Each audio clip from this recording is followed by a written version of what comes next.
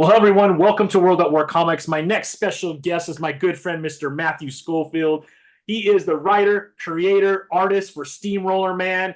He is the director of storyboards, artist, and animator for The Simpsons for the past, I think, 20 plus years, right, Matthew? Yep, So 25 this incredible. year, actually. Yeah, that is absolutely incredible. Matthew, how are you doing, my friend?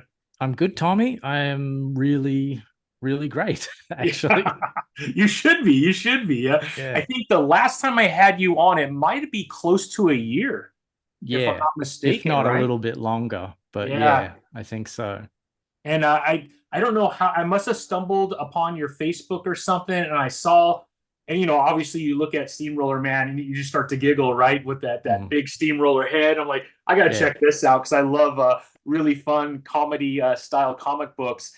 And so I purchased the PDF version of the comic, fell in love with it, reached out to you. You were kind enough to give a nobody like me a few moments to talk about Steamroller Man, and I've been a fan ever since. We've met at WonderCon and stood in a Todd Yes. McFarlane line. Yep.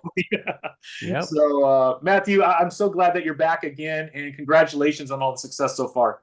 Oh, thanks. Thanks. I was gonna say I was grateful that you would give time to a nobody like me to come on your show. So yeah, that I'm absolutely grateful for you for buying a PDF copy of Yeah. my wacky kind of superhero comedy comic, and yes, and inviting me on your show, which is was really fun the first time, and I'm sure it'll be even more fun this time. Absolutely, it will be fun. So I kind of want to dig in to obviously Steamroller Man, but maybe we could just take a few minutes, Matthew, and just talk about. I know we did this the last time, but for people that are new to Steamroller Man and to Matthew Schofield, the creator and artist, can we kind of go back in time a little bit and just to let people know where this passion for art came from, comic books, and how that all rolled into Steamroller Man? Is that okay? Yeah, Let's do it, yeah. Matthew. All right. So I'm a comic reader from childhood. I mean, I remember being able to read the first comic that my dad bought me. So I must have been first grade. Um, but yeah, I think it was Nova, a man called Nova, issue 24, I think. And from that point on, like I've always loved superheroes. Big fan of the Batman TV show from the 60s, which was in reruns when I was a little kid. That was on at like 4 in the afternoons when I would come home from school, and I watched that religiously every day. Loved the Super Friends cartoons on Saturday mornings. So yeah, that's been like one of my go-to genres. One of my favorite genres in fiction and pop culture is superheroes. And when I was in high school, I started like seriously collecting comics. And around that time was when, whoops, sorry, my alarm is going off. So No there we worries. go.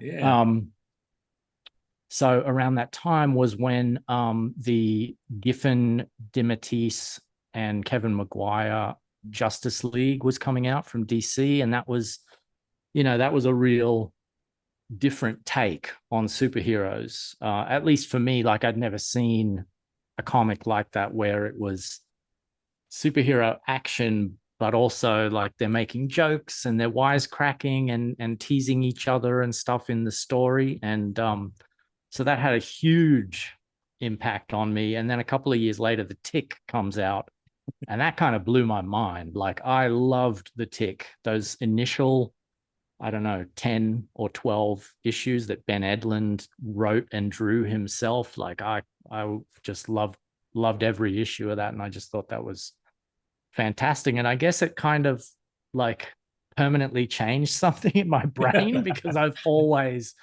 since then, like that's always been the way that I've looked at superheroes. And when it came time to, come out of high school and I was looking for something, to go to college, I wanted to do something art related because I was already drawing my own comics, Yeah. just real primitive stuff. as a kid, 13, 14 years old. But from that point on, like around that same time, I also realized like, oh, people, like there's real people who make these comics. That's a job that you can get paid for. And so from that point on, I was like, oh, I want to be a comic book artist when I grow up, which, you know, a lot of comic readers have that dream as well. So I'm no different from anyone else in that respect. But yeah, so I just, growing up in Australia, though, I had no idea how I was going to even get a chance to draw for Marvel or DC, which was my dream at the time. And so there was an art college in my hometown that had an animation course. And so I was like, well, that's close to drawing comics. It's cartooning. So I'll apply for that. And I got in. And so I did the animation course. And so that sort of then opened my eyes to the medium of animation. And I kind of fell in love with that. And sort of, you know, altered course and was like, well, at least there's animation studios in Australia. And I know that, you know, I can probably get a job at one of these. And so I did that.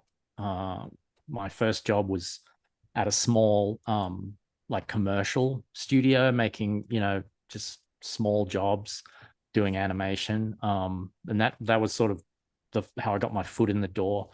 And then that was around the time that Lion King had just come out over here. And that, you know, as you and everybody knows, like Lion King was this huge success story in animation. Nothing had ever happened like that up to that point. And so all the movie studios started, you know, smelling the money basically. And they were like, you know, Warner Brothers and Fox and Turner Feature Animation, all, and DreamWorks, you know, they all set up their own animation studios to compete with Disney. And they were luring talent literally from around the world because there weren't enough people. There literally weren't enough animation artists in America to staff all the new studios that had popped up. And so I sent my admittedly primitive and meager portfolio and bare bones resume, because I'd only had one job in animation at that point, but I sent my portfolio to all the studios and I was offered a job at Turner Feature Animation as an in-betweener on Cats Don't Dance. And I, you know, that was also one of my dreams, was like, oh, work in America. How exciting would that be? So I jumped at the chance and I came over here, and I've been over here ever since.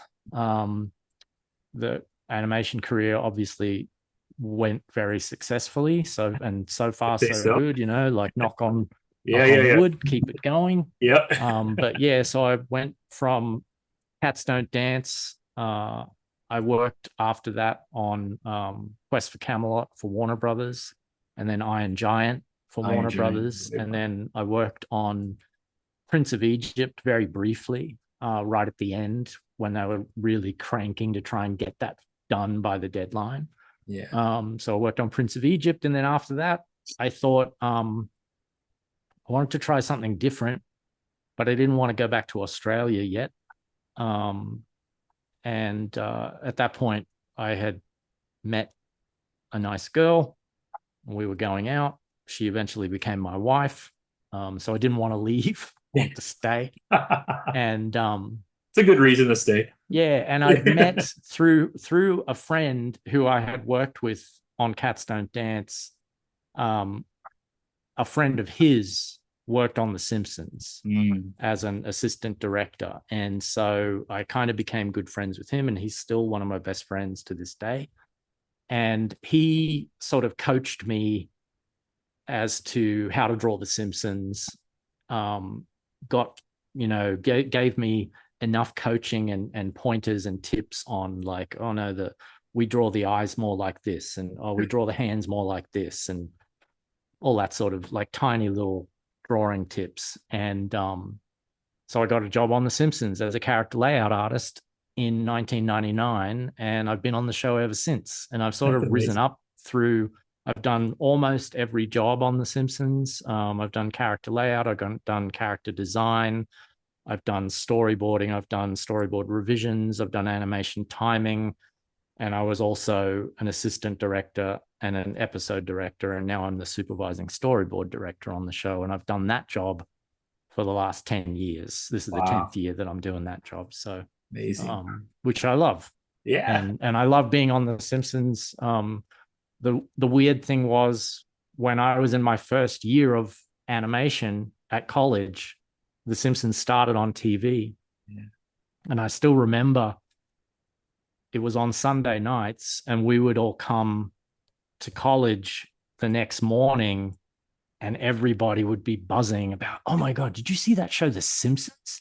That is crazy. It was so funny. Did you see that thing where they were in the, I remember them, we were talking about there was an episode where the Simpsons get sort of lost in the wilderness and they try and trap a rabbit. And then the trap is one of those snare traps that you bend a tree, a thin tree, and it basically whipped the rabbit off into the distance. Or I just have it clear. I mean, not that there's anything like particularly noteworthy about that single gag, except that I remember having the conversation about that particular scene in college. And so it's always like been amazing for me to think about, like, wow, I never would have dreamed when I was in my first year of college raving about The Simpsons that I would end up ever working on the show from Australia, like That's to amazing. end up working on the show, not only getting a job on The Simpsons, but being there for 25 years. Amazing. So I'm incredibly grateful that people love the show, and that the show's just continued to go from strength to strength. I personally think that the shows we're doing now are among the best we've ever done. So yeah, it's great.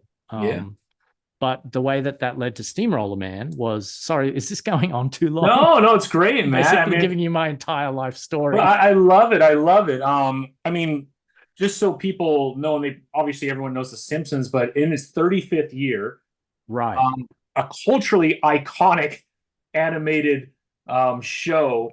Nothing like it exists in the world. I mean, it's the impact that The Simpsons has had on animation, on comedy, I think, is second to none. It just got, I think, re-up for 35 and 36. I don't see why it wouldn't go further than that whenever that comes to, but fingers crossed. Yeah, fingers crossed. But incredible. It spent 25 years of its 35-year in existence working on that, Matthew. I mean, that is incredible. I mean, people dream of a career like that, and here you are, right? Absolutely, right in your 26th year. I assume you're going to your 26th.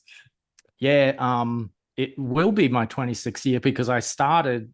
I think this is actually my 25th anniversary on the show, like this week or next week, because I definitely remember I started in the middle of May 1999. So yeah, crazy. Incredible. Yeah, it is incredible. I mean, just I can hardly believe it. But just real quick, it was Stacy. What was the TV show that first had the Tracy Ullman Show? Tracy Ullman Show. Yeah. To this day, I remember watching that with my parents. Homer is playing catch with the football with Bart, and Bart goes for a long one, and he does his thing where he screams, the ball gets stuck in his mouth, and then they're at a restaurant having sundaes, and they're all enjoying it, and Bart has the ball still stuck in his mouth. That's all I remember. I mean, that was the first, and I mean, that must have been close to 35 years ago. Yeah, that's way back. That's way back. The show's undergone a lot of changes since then. Like, I wasn't, obviously I wasn't there, but I've heard, co-workers who did work on that original, those original shorts, like David Silverman is still with the show. That's crazy. And he was one of the people who sort of was directing some of those original shorts. And to hear him tell it, they were really flying by the seat of their pants back at the very beginning, because, you know, they didn't have any idea that it was going to become this amazing phenomenon at that stage. It was just like, oh yeah, it's just another job, you know, let's get this done as quickly as possible, and they want this done by when.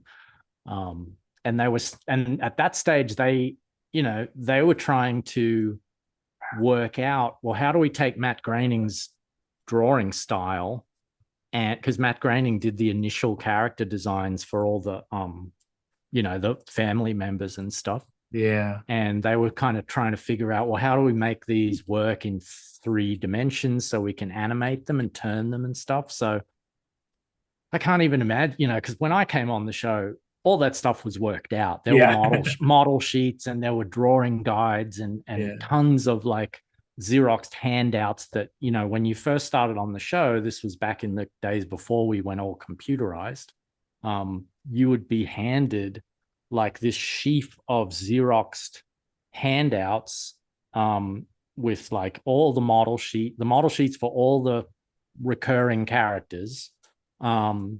And then there was another, and that was about like this thick, like an inch thick. And then there was another handout, which was about as thick, which had like all these drawing tips that had been sort of accumulated and compiled by all the different artists who had worked on the show in the first 10 years of the show. Because I started on series season 11. So it was sort of like, here, study these, do your homework and study all these. And those were, you know, an essential guide to getting up to speed on the show. And we still have all that material. It's just now it's just stored on a hard drive. Right. And the new employees are given like a, you know, here's the link. Yeah. Download this kind of thing, you know. So yeah. Is there a crystal ball when you walk into the studio or wherever it's being done that tells you the future? That way you can input it like a year in advance? Oh no, we have a time machine. I'm sure you've seen all the conspiracy theories that are out there, because the Simpsons has revealed so many things that have happened in our life like a year in advance. So I love going on YouTube once in a while and watching those videos. They're pretty fun, but some of them are very freaky. Freaky. Exactly. Some of them you're like, oh, come on. I think you're stretching a bit. But then other ones are like, wow, how did we get that? Like, how did we get so close? It's weird. I don't know. I have no idea how that happens. Maybe sure that maybe when we hit stop, you could tell me after. Wink. Wink, wink. Oh, it's awesome, man. I mean, what an iconic show, and for you to be there 25 years, congratulations. That is huge, Matthew. That is huge. Yes, all right, we better get into Steamroller Man. That's why we're here today. You got your current Kickstarter. Let's talk a little bit about Steamroller Man. If you could give us a little bit on Steve and how you came up with the character and how it got to this point today, that'd be awesome. Yeah, sure. I'll try and. Sorry, I realize I'm a verbose individual, so I'll try and give you like the snappy patter version. You're good. So, I was having a dinner table conversation with my wife and kids. This was back in like 2017. Kids were much younger, and we were coming up with superhero names, you know, just off the top of our heads, made up superhero names. And my youngest son, you know, we're going around the table and we're like, what about this? What about that? My youngest son goes, what about Steamroller Man? And I said, oh, that's awesome. I love that. He would, I got a picture in my immediately when he said Steamroller Man. I was like, oh yeah. And I got the picture of the guy that's on your shirt, like basically a guy with a huge steel roller as a head, not fully formed. Like I didn't know the costume design at that point, but I knew it was going to be a superhero with a regular body, but a huge head, huge roller cylinder for a head. And so I sketched it on a napkin and I held it up to my son and said, yeah, he'd look like this. And he said, no, I meant steamrollers for hands. his Oh. head. And I was like, well, okay, that can be your version of Steamroller Man. This will be my version. I love And it. the more I started thinking about the character, I just kind of started getting ideas of Yeah. like, what would the implications be if he was a superhero? What would the implications be of a superhero that had a huge roller for a head? And the first thing I thought of was, well, he couldn't really have a secret identity, because how would you hide that head? How would you hide the fact that you look different from everyone else on the street? And that was really like the germ of like, oh, that'd be a funny comic. Like, just do a little. At that point, I was just planning on doing like a, like a 2-page gag kind of thing with that character of, it's a guy who's got these giant glasses on. Because that's when I thought like, oh, what if he tries to hide his identity like Clark Kent? Yes. Because when you think about it, the Clark Kent thing, it's not going to work in real life. No. Right? Yeah. But that's the beauty of comics, is Yeah. in comics that can work. And so I thought, well, that would be kind of funny if he puts on these giant glasses. Well, first I thought I'll put on regular glasses, but then when I went to draw it, I was like, oh, hang on, he couldn't do regular glasses, because the earpieces can't, he doesn't have ears, but the axles on Yeah. either side of his head, that's basically like his ears. Yeah. But I thought, well, how does the glasses like stay on his head?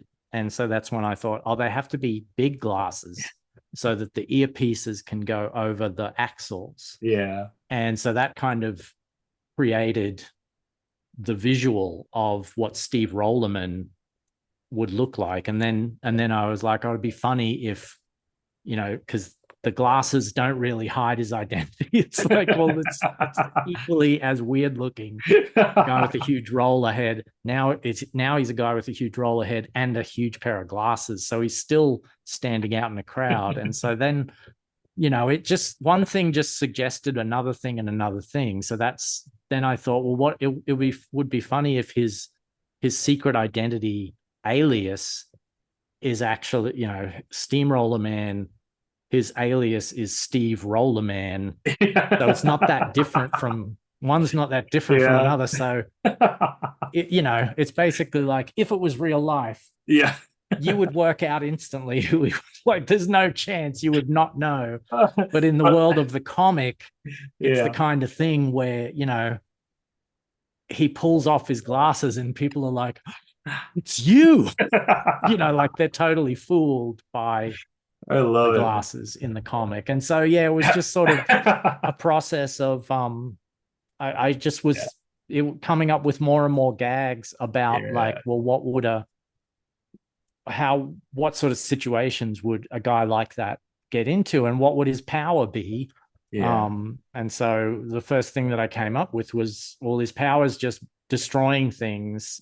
And then that suggested like, well, okay, so he's a character who, if all he can do is destroy things, that's not going to be super helpful in every situation that would need a superhero. So that kind of became the angle on the book, was he's a guy who his heart's in the right place and he's got this power. He tries to do the right thing, but often he ends up doing more harm than good. And it's all played for comedy. So it's nothing, I really took a leaf from the book of, the style and tone of the 60s Batman TV show. Yeah. Which was certainly always, comes across. Yeah. Like played for the ridiculousness and the absurdity of a man dressing up in a bat costume, but they play it totally straight. And so I love that tone. And that's kind of the tone that I have tried to put into Steamroller Man. So yeah. Well, I love it. I love it. I remember, I think it's the first couple pages, he's walking through town and he's kind of just in his own little world singing, and everyone's staring at this guy because he can tell his head, and he's just oblivious to everything, just kind of in his own little world. And like you said, man, it is so silly that he thinks that he is hiding anything. Right. And that is just kind of the foundation of the comic. And then what's even funnier is when you meet the villains, which Right. is which is great. I don't know how much you want to give away, but man, when people are going to be so surprised when they see that villain. And yeah, I think it's gonna be a lot of fun. I absolutely loved it. I cannot wait for more stories, Matt. But you did have a Kickstarter for this issue 1. I thought Right. maybe we could walk through that if you're okay with that, Matt. I Yeah, would love for you to let's do walk it. through it. Sure. Um, so, I mean, 25 days or 24 days to go. I can't remember exactly, but man, Something like that. already, Yeah. yeah, you already hit your goal, but there's plenty of time for people to jump in. And you Absolutely. have all kinds of amazing rewards for people who got in early, for, hitting certain goals and thresholds, all Mm-hmm. kinds of, and you got some pretty amazing artists to help on the covers, which is Yeah. insane. So let me Mm-hmm. share my screen here, my friend, and let's pop this up so we could see it together. So here There we it go. is. Look at that. Wow. Oh, wow. We're so close to the next stretch goal. Yes, $50 away from the next stretch goal, right? Wow. Yeah. Yeah. Yeah. Wow. This has risen even since the last time I looked at it. So, Let's and that see. was this Okay, yeah. morning. So, wow. Awesome. So I mean, obviously being at $4,450 is absolutely amazing. Your goal was only 750. I thought you were gonna Mm-hmm. blow that out of the way. I didn't realize you would blow it out of the water in 40 minutes. That Me was neither. absolutely incredible, Matthew. I I am just as amazed as anyone. I'm probably more amazed than anyone else. Well, I what's was not even expecting more that at all. Yeah, exactly. No, I don't think I would either. But what's even more incredible is 104 backers. I mean, Yeah. that's amazing that there's 104 people out there who have seen it and believe in it. And Yeah. anybody who's seeing this and you're not sure, I'm telling you, this will not disappoint. It's just good, wholesome fun with amazing artwork. There's the glasses that you were talking about Yep. that really hide as the Denny. I couldn't even tell when I opened this up. I had to actually read it to find out that that is actually Steamroller Man. So it did its job. The glasses did its job. That's hilarious. Yeah. So let's kind of go through it real quick. You have some stretch goals here. Yeah. You want to kind of walk us through this? Yeah. So I'm sort of I'm this is my first Kickstarter, so I don't know what the quote unquote right way to do stretch goals is, but I've seen and I've contributed to, it says on the screen there 56 Yeah. campaigns, which even I'm like, oh, really? That many? Wow. Okay, cool. Yeah, that's awesome. But yeah, I know that some campaigns like lay out all their stretch goals at up front, and other campaigns will just reveal each one as the next, as one is achieved, the next one is revealed. Mm. And I kind of liked that because it creates a bit of a sense of mystery and hopefully a sense of excitement. So yeah, the first stretch goal was at $4,000. And that is if you play the video, one of the earliest fans of Steamroller Man, when I first started putting it up on Facebook, was a musician who reached out to me and said, like, hey, I'm a big fan of Steamroller Man. And I do as a hobby musical fan art, because he was like, I can't draw, but I can create music. And so what I like to do is if there's a comic I like, I create a theme song for that comic. And he said, like, would you mind if I created a theme song for your comic? And I was like, that'd be amazing. I would love Yeah, you to do that. And he that's said, okay, incredible. well, is there a particular style of music that you think of when you're drawing and writing Steamroller Man? And I said, yeah, well, it's definitely influenced by Batman. So I kind of imagine like a Hoyt Curtin type. Hoyt Curtin was a composer in the 60s who did a lot of the Hanna-Barbera theme songs. Like he did the Johnny Quest theme song and Oh wow. just that sort of 60s kind of vibe. But I also said, like, it'd be cool if you could put like a funky 70s bass line in there, because the comics also influenced by the kind of wackier elements of 70s Marvel comics. And he was like, got it. Don't say anything else. I know exactly what I'm going to do. I was like, oh, okay. And so then like a week later, he sent me this file of the MP3 of the theme song with lyrics. Like he wrote lyrics and sang them and everything. And Wow. so when I was gonna start this campaign, I reached out to him and said, "Hey, do you mind like if because I didn't pay him or anything. He just Oh, did it. So that's for awesome. the campaign, I said like, can I pay you retroactively as though this was a commission so I can use the theme song for my Kickstarter campaign? And then I thought it would be cool if I also offered it as like a stretch goal so that like for every, for every backer that backs the campaign, they get an MP3 and then like I'll pay you more, an amount per backer on Yeah. the back end once the campaign's over. And he was like, yeah, that sounds great to me. So that's what we're doing. And so, yeah, we've unlocked that. So That's so cool. if you play the video, you'll I get can. Let's a do it. little bit of the sound. You don't have to play the whole thing because it's a minute and a half long, but That's okay. Let's go through it, Matthew, yeah. because I haven't watched this one yet, but you did the art on this too, right? Yeah, I did the whole thing. That's I even incredible. animated. There's a little animated bit at the front. So yeah. It's so amazing, Matthew. When I saw that on your Facebook, I think I even reached out to you, go, come on, this is not fair. You're an animator. It's not fair that you have this skill set that none of us have. Well, here, let's take a listen real quick. All right. Okay, I can't hear it. I don't know if you can hear it.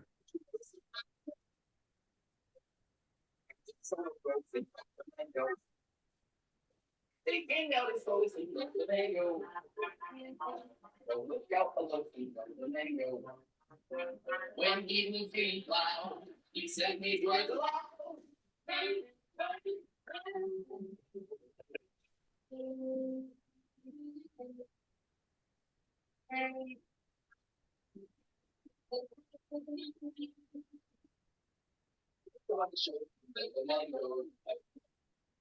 Hi, I'm Matt Schofield. This Yeah. is So then, Steamroller. I'm sure you, if you're like me, I hate listening to yeah, myself. I don't want to watch this bit. I can see in your face, you're like, your whole countenance went, ah.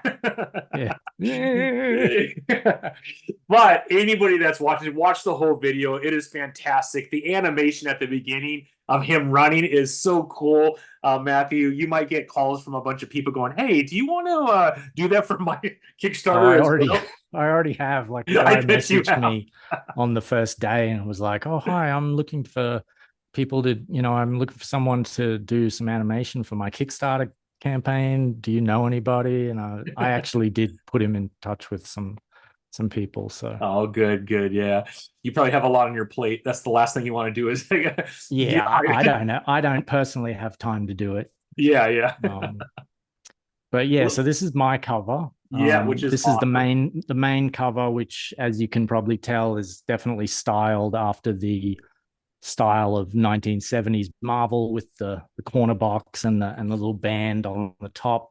Love it. Which that's supposed personally like I love the graphic design of that style of comic and that era.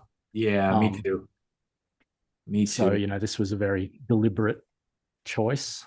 So this is Sugar Dad. the main cover on the like the core reward of the campaign is the comic with my cover, and it's a 40-page black and white comic. The video just now showed, some of the images from the story.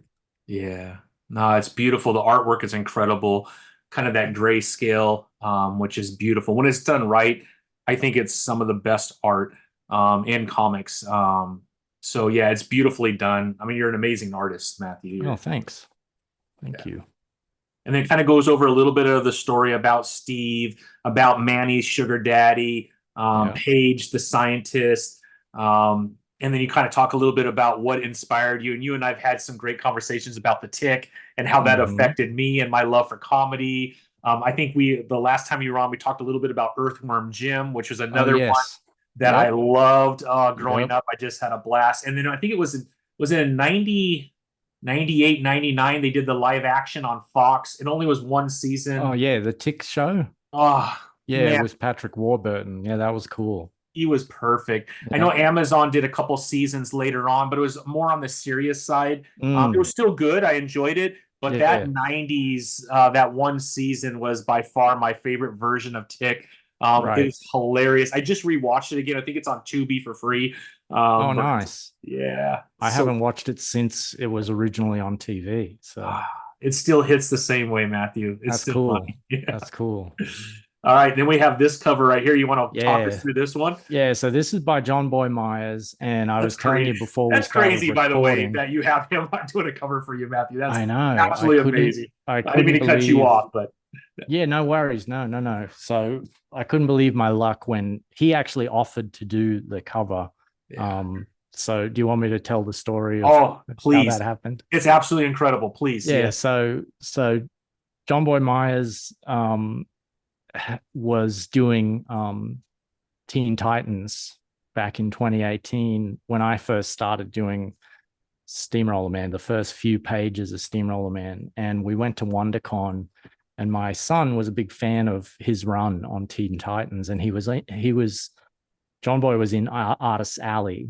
And so my son wanted to buy a print from John Boy. And while my son was looking through his portfolio of prints to choose one, my wife and I struck up a conversation with John Boy.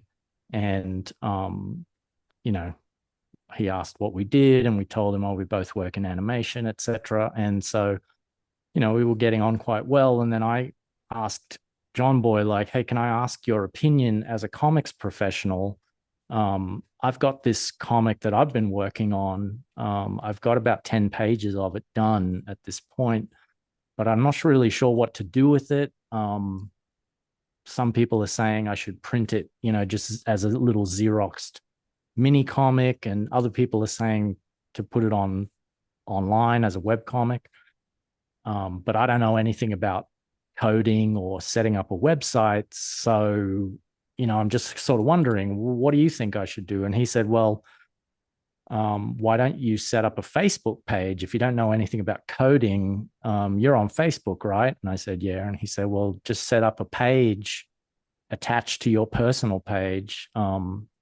But it's for Steamroller Man, and then you just upload your pages like as if they were photos that you're uploading to Facebook. And I was like, oh, that's a fantastic idea. Yeah, I can do that. That's great. And then he said, and yeah, if once you get it set up, just send me a message on Facebook and I'll share your page to all my followers. And who knows, you might get some followers out of that. And I was like, really? You do that? He was like, yeah, I'm all about, like, I love new ideas, and you seem like a nice guy, and I'm really want you to get your idea out there. And I was like, oh, okay, thanks. And so I went home and did that, put it on Facebook, and I did share the link with him, and true to his word, he shared it with his followers. And I think I got my first like 50 or so likes on the Facebook page as a result of that. So I kind of think of John Boy as kind of like the godfather of Steamroller Man, because if it wasn't for his initial encouragement and support, I may not have gotten to this point of doing a Kickstarter and trying to get it in print. So, and it was also John Boy who encouraged me year after year, like, you should do a Kickstarter. You know what you should do? Kickstarter. And because at first I was thinking, oh, I'll just print on demand sort of thing and just set up a web store. And he was like, no, do not do print on demand. You have to do a Kickstarter. And I was like, really? Like, it seems like a lot of work. And he said, yeah, but you can reach a whole new audience with Kickstarter that you're not going to expand your audience just doing a web store that's just going to sell on demand. And I was like, okay, all right, you seem to know what you're talking about, so I'll go along with what you say.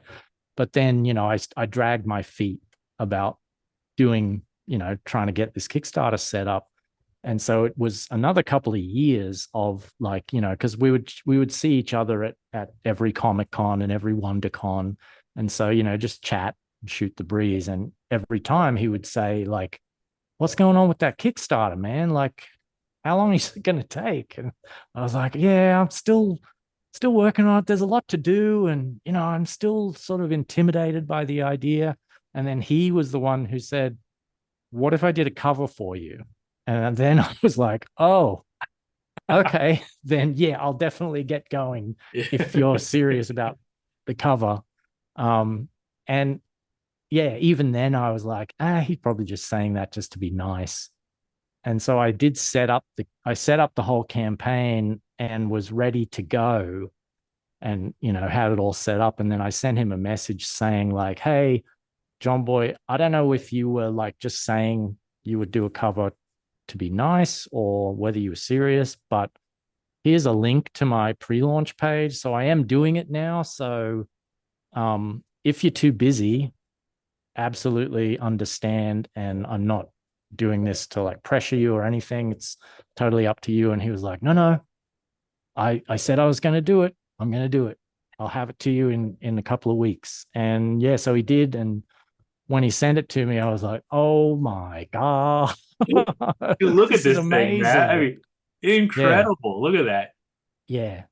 So definitely yeah, another side of Steamroller Man that you won't see in the comic book, but no, badass, man. I said to him, like, I don't think Steamroller Man is ever going to look cooler than this moment and your drawing of him. I can't draw it that well. And he was like, oh, I was just trying to draw it like you, which I think he was just saying that to be nice. You're a pretty good artist too, don't get me wrong. Oh, but thanks. His style, though, I mean, John Boy, It's right, amazing. has a style that's unique to any other artist, and I love his art. And when I was going through your Kickstarter when you first launched it, I had to go back to it like 2 or 3 times ago. That's not John Boy Myers. No way he got John Boy Myers. Like, it says John Boy there. I was like, wow, Yeah, Matthew, talk about a score, my friend.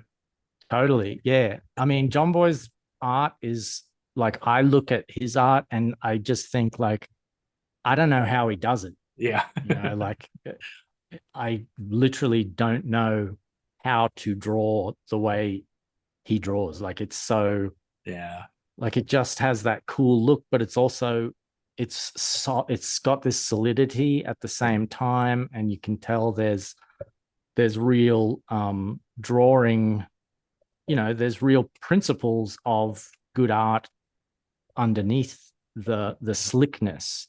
right. It's he's awesome. It's amazing, just amazing. Well, it's beautiful. It's beautiful. I definitely got one of these. I saw that, and I'm hoping that at one of the cons I could take it and get it signed, and hopefully you sign it too for me, Matthew. I want my comic signed by you, my friend. I got to have yours and John Boy on this cover. Okay, yeah, sure. I'll sign it for you. That is awesome, man. Yeah. So this next one, I wanted this is incredible too. Yeah. So this is my friend Sam Grinberg's cover, and he's a young guy. I mean, I say young. He's in his 30s, but that's a lot younger than me. Me too. I got a daughter that age though. But he started working on The Simpsons about 10 years ago, I think, and he was a PA. And I discovered after talking to him when he first started that he did his own comics on the side, like independent comics. Oh, wow. And so I've been supporting him.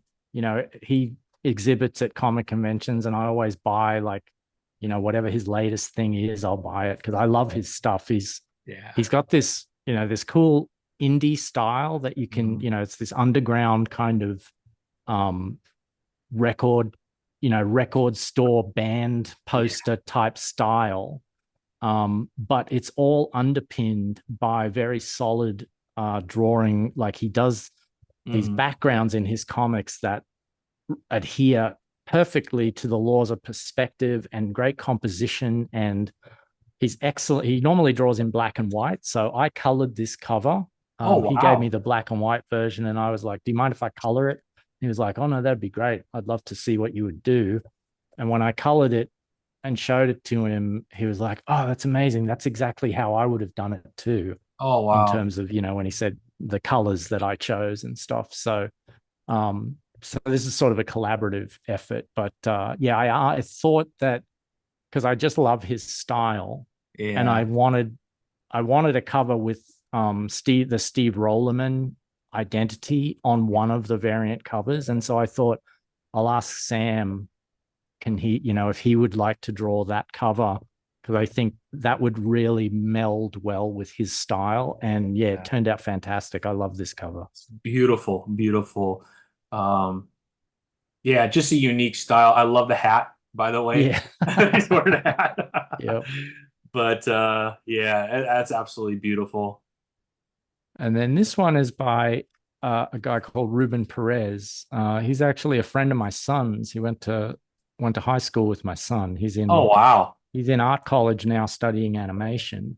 Ruben is. Incredible. And This is awesome too. I had known Ruben, for a few years, since he was a kid, and knew he was in animation. And he has like 150,000 followers on Instagram and TikTok. His handle is at Ruben Draws 42. Oh, okay. Which if you scroll down, like if people want to go on the Kickstarter page, there's a link to his to his social media profiles. But yeah, I asked Ruben because I knew that he was a superhero fan, because that's how he and my son bonded over liking Spider-Man and liking superheroes when they were in school together. Yeah. And so I thought, and Ruben has this really cool style where it's sort of like Bruce Timm combined with the Glenn Murakami Teen Titans style. So it's sort of like this blending of all your favorite Saturday morning superhero type cartoons. Absolutely. And so I thought that's also going to be an awesome fit for Steamroller Man. And so I commissioned Ruben to do a cover for me, and I just gave him carte blanche and just said, like, just make it cool. I just want an image of Steamroller Man. Whatever you want to do, just make it like a cool image that you would want to see on a cover.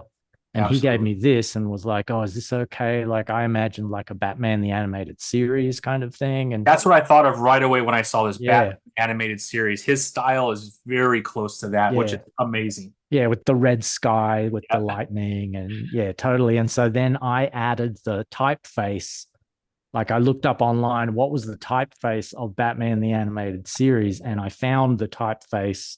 And so I just made it say The Absurd Adventures of Steamroller Man. And I think this turned out fantastic. I love this cover too. Like, I'm so happy with all three of the variant covers. They all turned out fantastic, and I can't wait to see these in print. I just cannot wait to see what they look like printed. Yeah, it's going to be beautiful.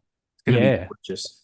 And this is a pretty good size book, Matthew, to start off with. 40 pages, averages 24 to 28 depending on the comic. So I mean, you're getting a lot of story, amazing artwork. Man, if you are not backing this, get on it. You will not be disappointed. And look at the detail in your art. I think we talked about this the last time you were on.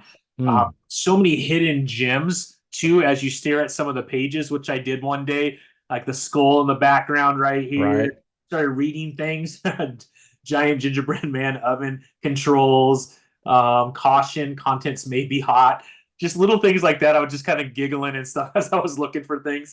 But a lot of fun. Your art, like I said, is so detailed, Matthew. I absolutely love your art. Oh, thanks. Yeah. This is what caught me right here as I was going through this. And it's just so funny.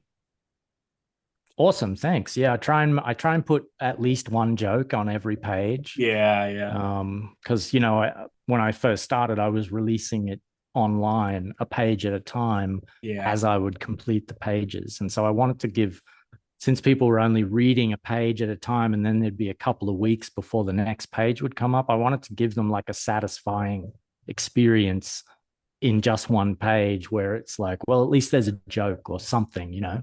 like on this one, I got the distracted boyfriend in the background, that meme, that internet meme, which was going around at the time I drew this page. So I didn't even realize that until you said it right now, but that is absolutely that meme. yeah.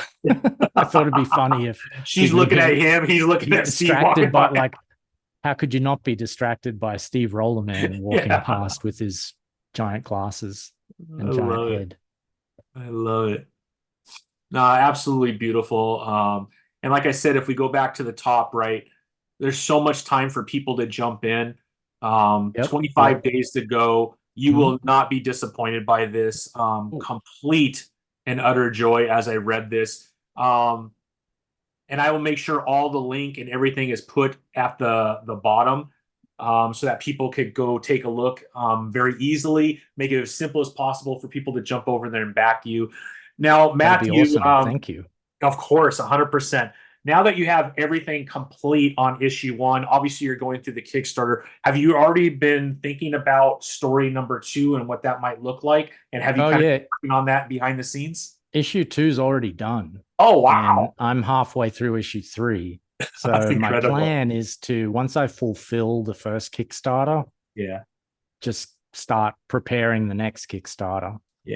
For issue 2. And then hopefully by the time the issue 2 Kickstarter fulfills, I'll have issue 3 complete and ready to roll into that. The double-edged sword with doing a Kickstarter takes so much time, as you would know, because you've done a couple of Kickstarters yourself. Takes so much work and time to just prepare everything that needs to go into the campaign.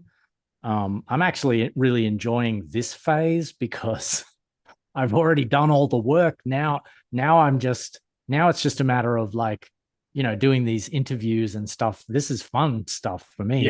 The preparation was like, oh my God, there's so many, because you got like a whole list of things you have to prepare and check and double check before you hit that launch button, to just make sure, like, did I get all the postage right? Did I get, have I got my rewards listed properly on the page and all that stuff?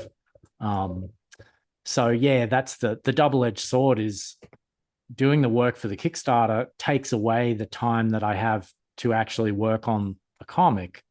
And I really want to get back to working on the comic, because that's why that's the reason I'm doing it, is because it's fun and I enjoy making the comic. So, but yeah, issue 2 is all done. If people want to read it, it's at Kickstarter. We've been saying that so much lately. It's not at Kickstarter. The comic in its webcomic form is at steamrollerman.com. So if you go to steamrollerman.com and click on the archive, you'll see everything I've done up to this date. And you can read it. It's all for free. If you want a print copy, then go to Kickstarter. Personally, like, I prefer, the ironic thing is, like, I've been doing a webcomic for 6 years, but I don't really like reading comics on the web. Like, my patience for reading comics on the web lasts maybe like 6 pages, and then I'm like, oh God, I can't do this.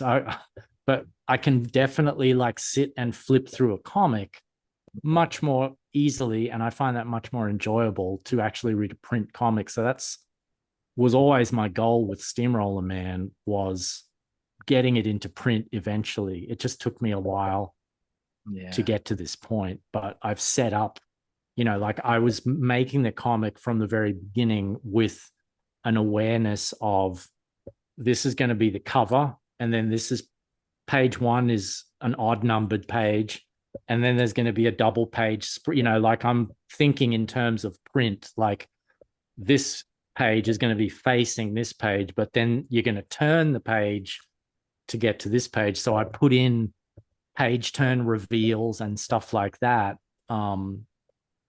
as I'm doing it, even though it's on the web. I'm thinking in terms of, and the reader will turn the page to reveal this image, or the reader will turn the page and get the punchline to this joke, or whatever. So yeah, it's definitely always been designed to be in print. And I think it's probably going to end up being like a 4-issue.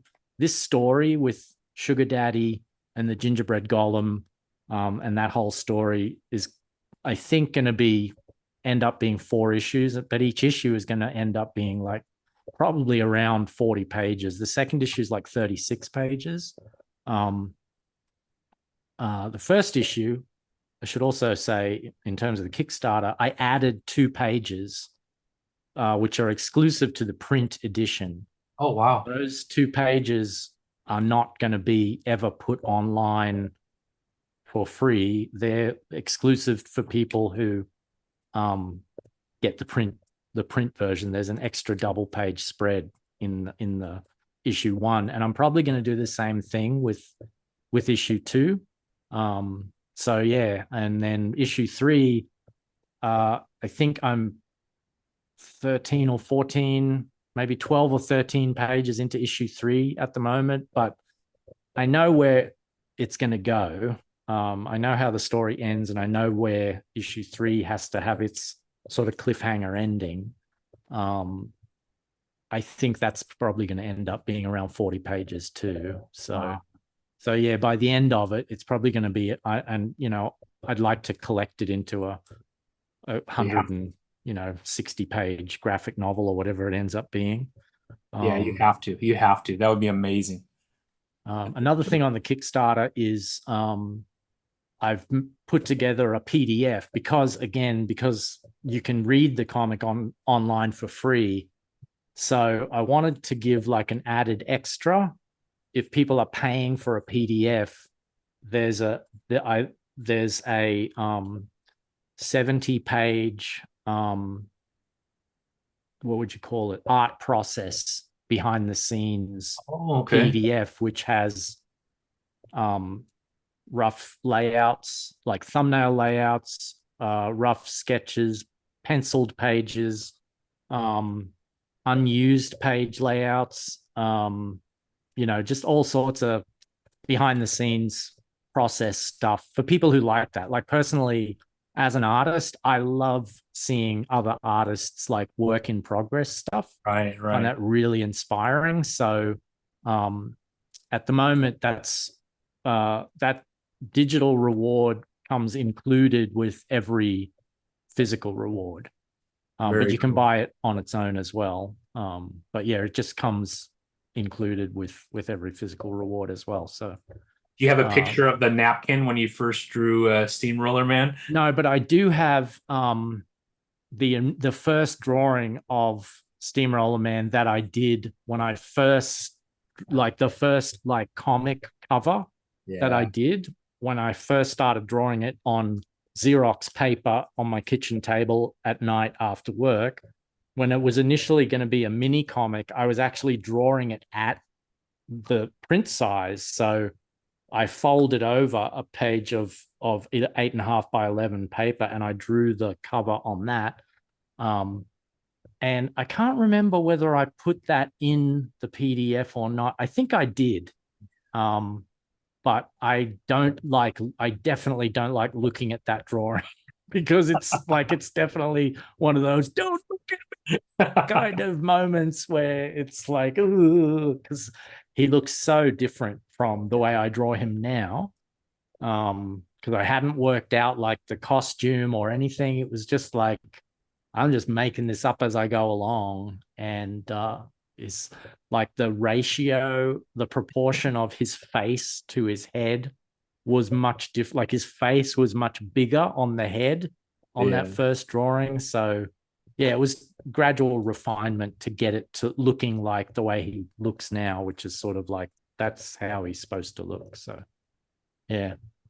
Well, all I need now, Matthew, is an action figure of Steamroller Man to add to my collection. I can put him right here next to my little tick, one of my older toys.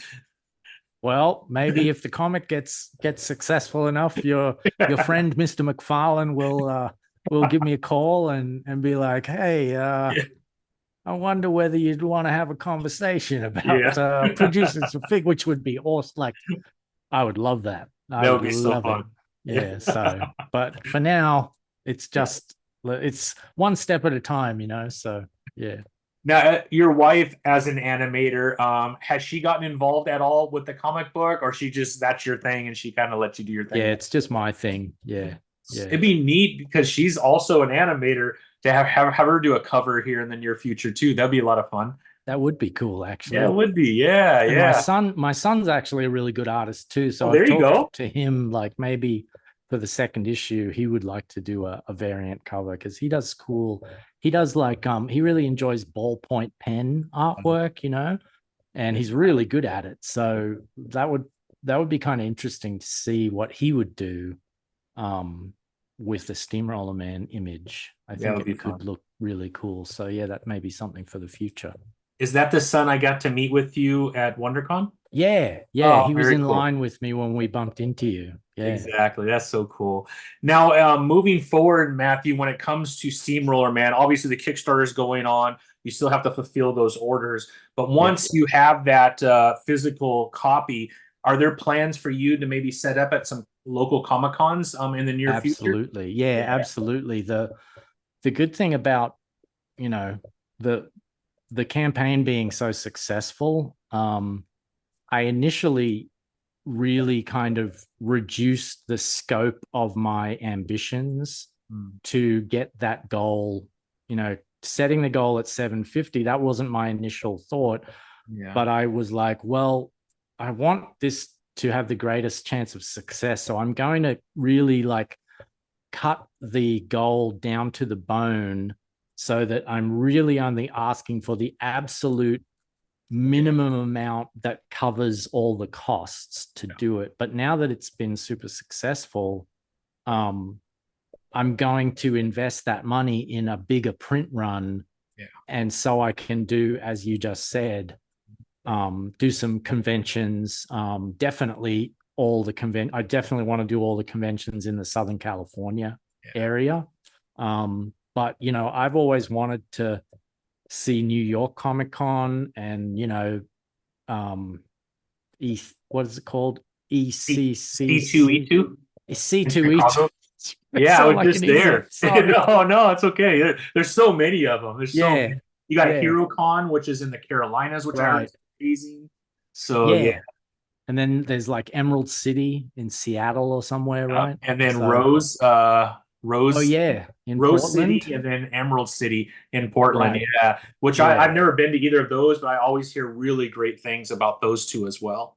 Yeah, so I definitely want to, once I have the stock of, you know, issues that I can bring, definitely that's always been a dream of mine, is to, you know, because I've been going to comic conventions since I came to this country in 1996, and I've always been saying like, oh, I want to do my own comic one day.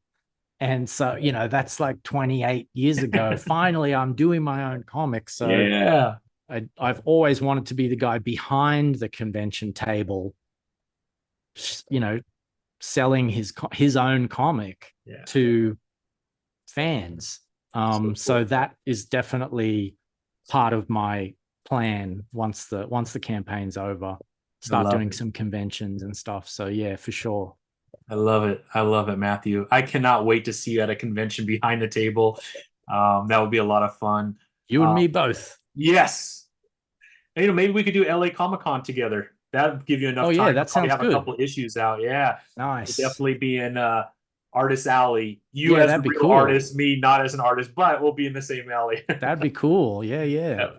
I cannot wait to see a physical copy of this. And I got your original, and I got the John Boy one. I might have to go back and add the other two, man. After you talked about them, you brought in a lot of really good insight. But boy, if you're not reading Steamroller Man, you're making a mistake. You want good, wholesome fun. You want to laugh. You want to see some amazing art. Make sure that you're following Steamroller Man on all social media.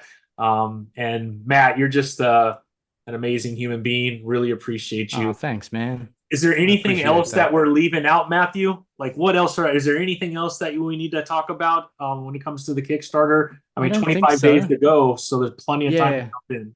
Yeah, I mean, it's.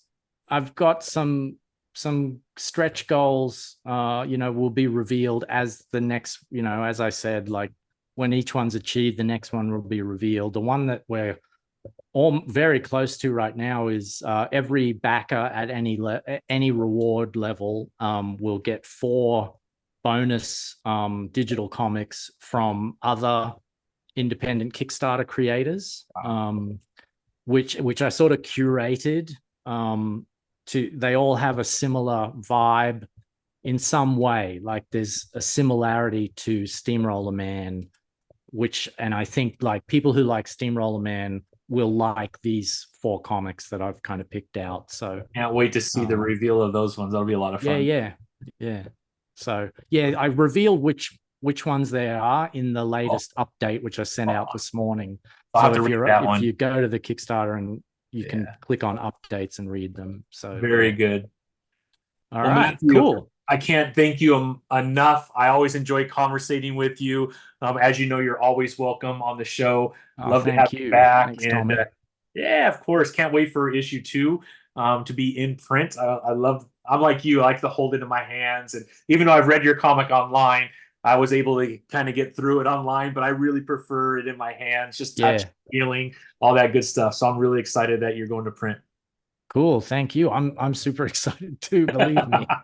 And you're killing it, man. I'm a little jealous, man. It's sorry. Kickstarters are so stressful, and man, it's just a lot of stress, but well deserved. Well deserved. It is a comic book you should own if you don't. Thank you very much.